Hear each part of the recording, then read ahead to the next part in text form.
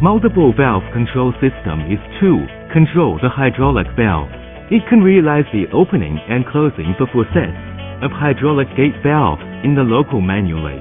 The system with container structure, all components integrated into the container. It is easy operation, maintenance, and stable performance. Equipped with electric hydraulic pump, accumulator, junction box, computer, hydraulic hose reel and other hydraulic components. With 10 units 40 liters accumulator.